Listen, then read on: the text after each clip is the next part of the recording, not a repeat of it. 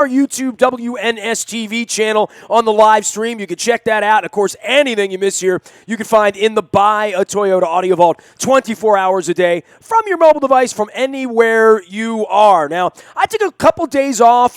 Most of you know I did some best of. I did my rock week while I was gone, and I came back and found out that my pal Carl Delmont had hired another pal of mine, Dennison Cabral, as the new head coach of the Harrisburg Heat. Of course, Denny, very well known here in Baltimore from the Spirit, from the Blast, from futsal. He's probably been on a soccer field with your kid at some point. Probably a lot different than he thought growing up in Brazil when he arrived here almost 2 decades ago. Not even speaking English. Dennison Cabral back on the program. Dan, I remember when you didn't even speak English, man. That's how far back I go with you. So when Carl said to me, "Do you know Dennison?" I'm like, my God, I knew Dennison. I was trying to teach him English back in Milwaukee 20 years ago. How you been, man? Very good, thank you. It's nice to be here with you, Nestor. And yes, it's amazing to not even think about ever playing soccer in America and then becoming a player here, growing up. I've been here longer than I was in Brazil. So really, how old were you when you came here? I was 19, I believe that's what it was. Yeah, man. I remember Mike Stankovic coaching those Spirit teams, and it wasn't a very good team, as you would remember, but it's been a long, long time. And, you've gotten – if I would have bet on you or against you on that day, I would have said that poor kid's going to go back to Brazil and play soccer down there and do that. I had no idea 20 years later you'd still be here doing what you're doing. Was it always your thought to stay here, or was it a thought to come up and check it out and maybe go home at some point? Well, when I first came here, it was a little bit scary. Obviously, intimidating the fact that I didn't, at the time, couldn't even understand anything, couldn't, speak the language. I didn't like the food at all, and I was scared to death of the cold. So I wasn't too comfortable. Yeah.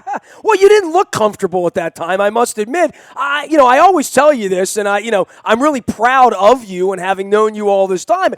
I did not know that you wanted to be the coach of the Harrisburg Heat. Obviously, I didn't know Carl was buying the team, right? I mean, we've been involved with Carl here for a better part of a decade now with Fremont Mortgage, done so much for our charities and so much for our company. And I had he said, I'm negotiating with a coach. I didn't know it was you. And so give me the lowdown on how you became the coach of the Harrisburg Heat. And obviously you've been driving up and down this corridor with kids and coaching and futsal and all the stuff you've done to stay connected. But this is a nice little gig for you, right? Yeah, it's exciting. Carl approached me probably a month ago with the opportunity. In the meantime, I was actually finishing the application and getting interviews already by a college and a local college. So, I was, going back and forth about the opportunity and being, out of, contact with indoor soccer for a while. I thought that would be, hey, it will be exciting to come back again. But as a head coach, obviously changed the whole thing. Now I'm on the other side, where I will have the opportunity to share and, my experience playing, but at the same time, the coaching experience. I love it. I love the competition. I love the locker room, atmosphere.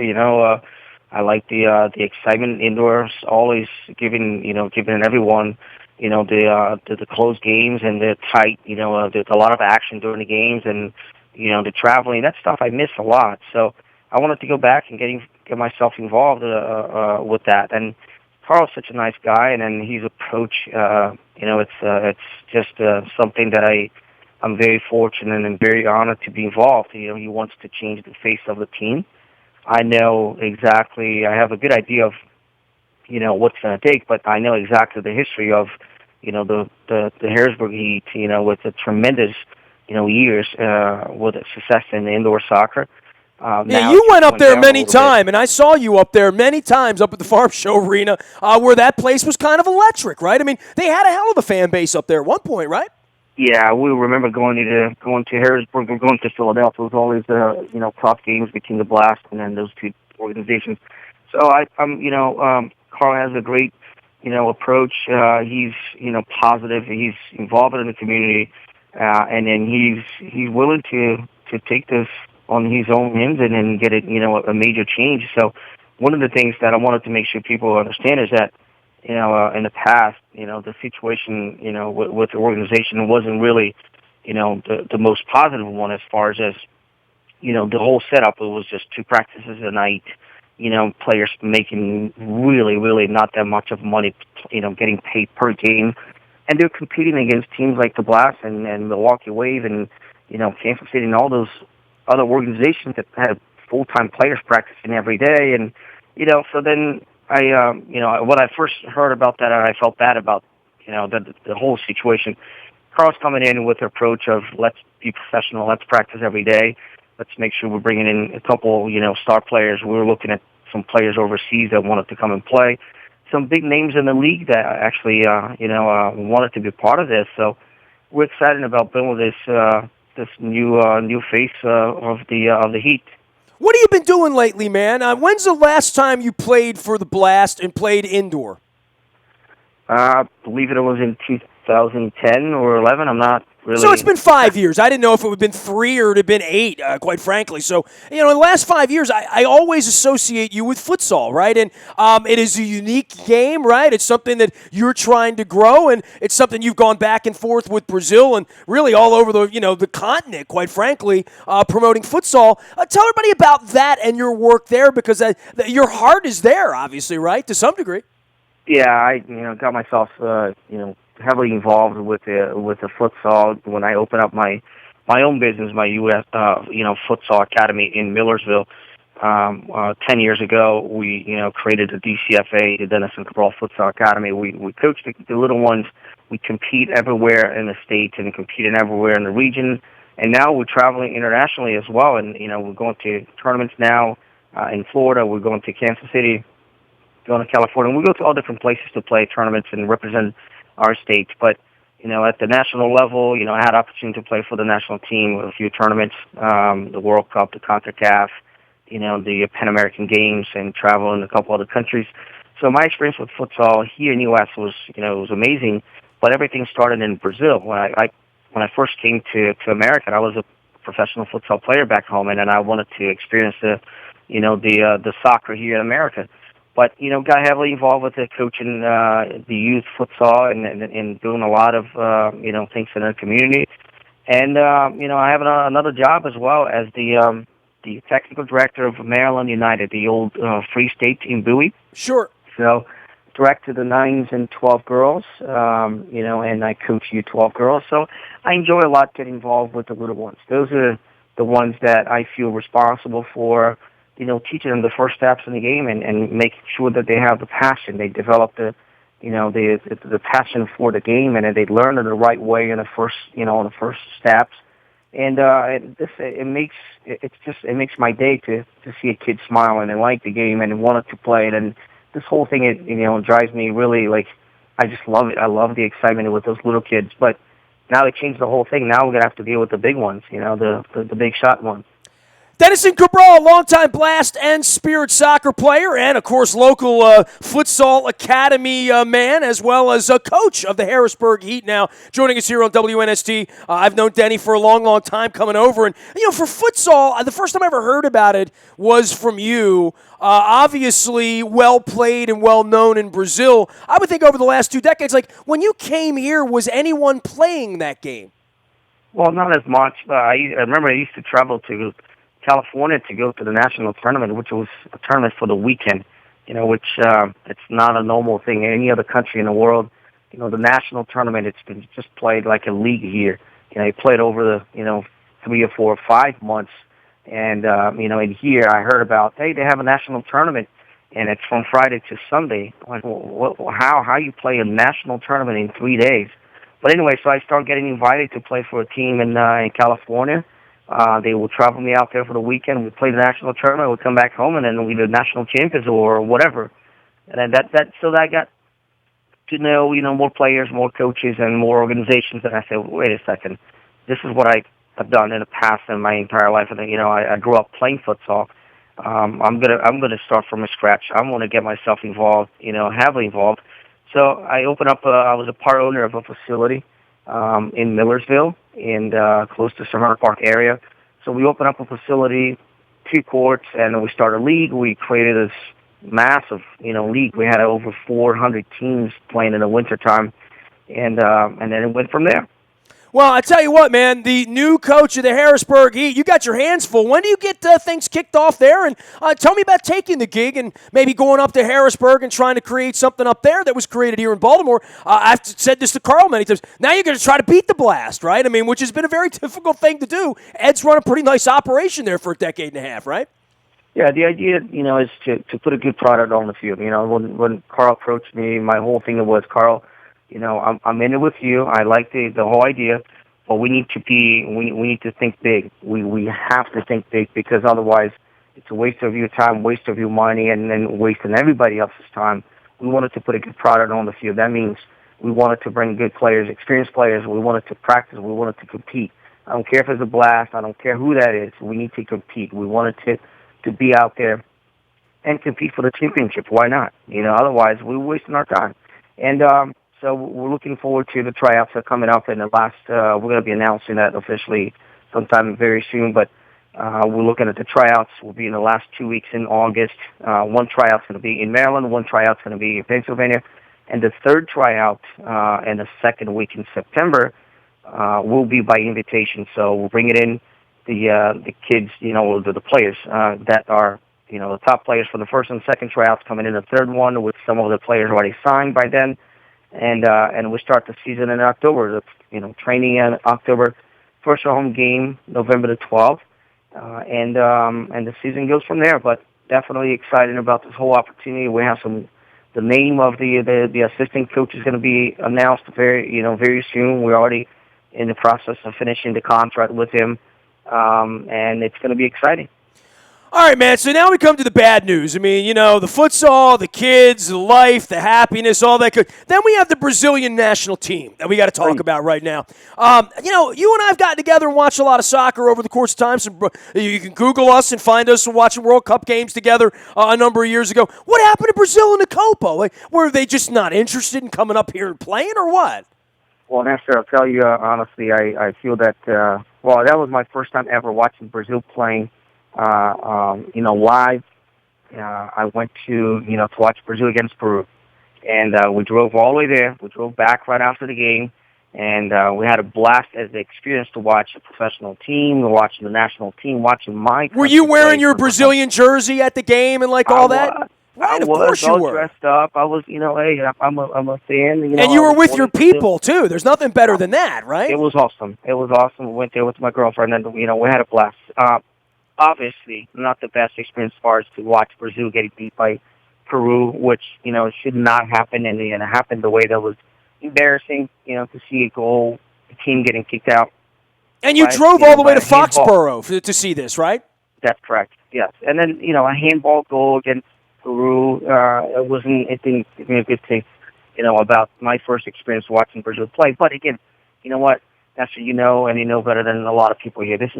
Brazil is not doing well. Brazil is going through so many problems with the soccer, and honestly, there's so many ways you can look at, but it's too much money. It's too much, it's too much ego. It's too much, they don't have. I feel this is what I feel as a guy who played before, a fan.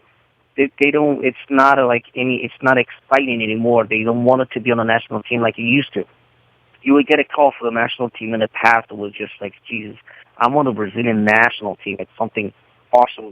I'm going to be there. I'm going to represent it. I'm going to show people how we play. And today they refuse. They just go say, I'm not doing.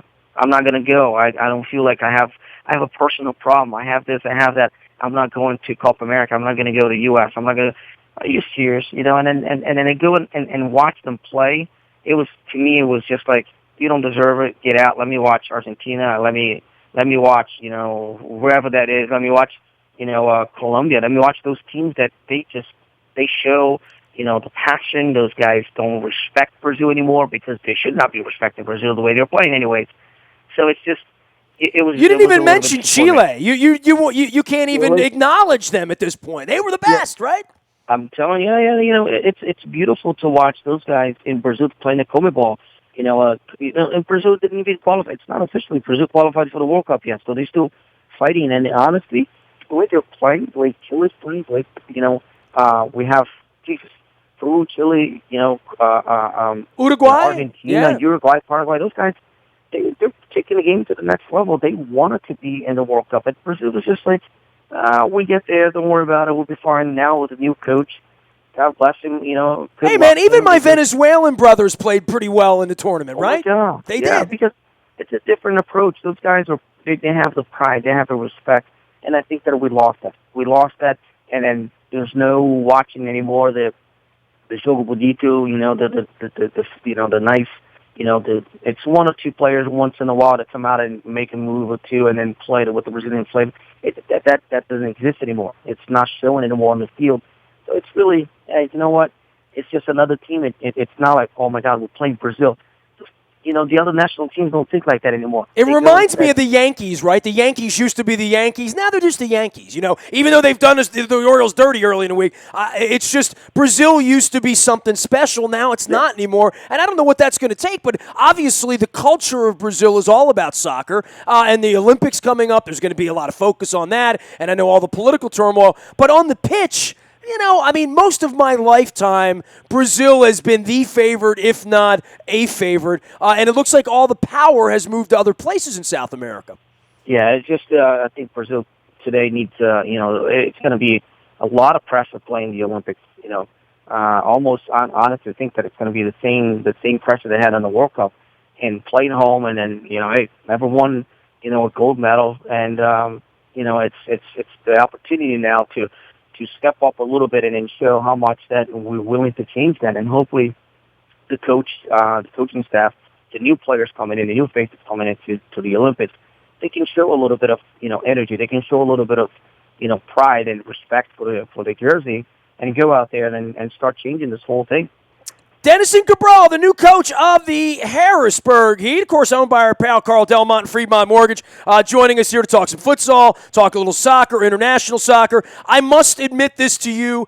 During June, I really wanted to see Messi play in person. I really screwed up not going down to Houston, right? Like, I had a chance to go down to Houston. I was a little late to pull the trigger on that. I would have seen the U.S. team play. I would have had some good Mexican food. I've got friends in Houston. I got relatives in Houston. I blew it. I missed one of the greatest goals ever scored, right? That Messi bent it like Beckham, kind of, sort of, into the corner. And I missed that, and I thought, well, yeah, I'm going to go up to the Meadowlands. Tickets were outrageously expensive for the final up there. I thought about it all day, and I never did it. I still have not seen Messi play in person, Denny. And now he's talking about never playing for the Argentinian team again.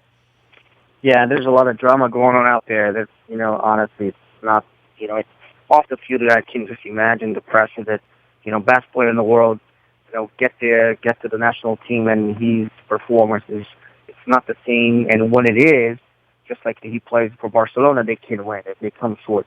But, I feel bad. I'm a big fan. It's weird for me to be saying that, as a Brazilian, that I love to watch, Argentina. But you know what? I'm a soccer fan, and I really don't care about the Brazil-Argentina, fight and rivalry stuff. I love watching, Argentina play. I love watching Messi play. I watch, those games, and I feel like, gosh, why can't we have, the top world, the top world, worldwide, teams playing against each other like this, Brazil and Argentina? Can we ever see that again? In my entire life, am I going to be able to watch this, rivalry like on the field, and like two national teams like, Messi against, Neymar, and then go at each other and show a good soccer? But I don't think that's going to happen, honestly. Argentina's on fire. They're just playing well, but I love to watch them. Hey, man, good luck with everything up there in Harrisburg. Are you tweeting these days? What's the best way to find you? I see you're out on Facebook, and I know you're going to be up with the Harrisburg Heat. Everybody can go to harrisburgheat.com and learn some more. Are you tweeting or anything like that, Denny? Not as much tweeting, but definitely Instagram, okay. _DCFA_, and then also Denison Cabral on Facebook. All the videos, pictures, and all that stuff is going to be, it's going to be there. And I'm on the way to Orlando for a big international futsal tournament now from on the 31st of July to the 5th of August. We have the two best players in the history of futsal will be there. Playing an exhibition game against each other, and my two teams from my club, two girls teams from our DCFA club will be participating in the event. So after that, come back and then try out, and it's all heat. It's all heat. All right, well, the heat will be on in Harrisburg this fall and into the great beyond. Denny, great having you on, man. It gave me a great excuse to catch up with you, talk a little soccer. I'm embarrassed I didn't call you during the Copa. I should have called. I didn't want to call you after Brazil lost to Peru. I figured there needed to be a cooling off period, so I waited 30 days. That was a good idea because I was probably, what I would answer because it's you, but we were probably not going to be talking too much about soccer that time.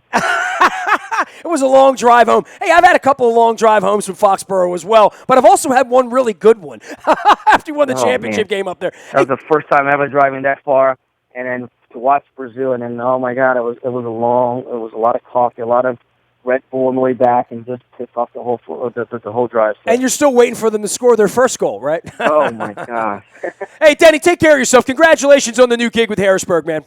Thank you so much. All the best to you, Nestor. Dennison Cabral, one of the real good dudes who I've known from the beginning, and as I said at the beginning of the conversation, did not speak a word of English when I met him and looked frightened, and here we are 20 years later, and he's coaching soccer, coaching kids, running futsal, running tournaments, and he's the new head coach of the Harrisburg Heat, so you can go check that out. You can find me out in the Bayou Toyota Audio Vault 24 hours a day from anywhere in the world on your mobile device by downloading the TuneIn Radio app. We come in crystal clear anywhere you are.